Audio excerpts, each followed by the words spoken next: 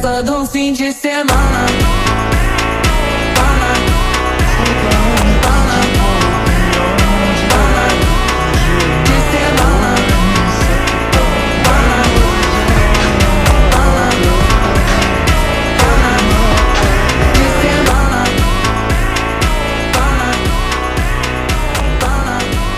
বিসমিল্লাহির রহমানির রহিম।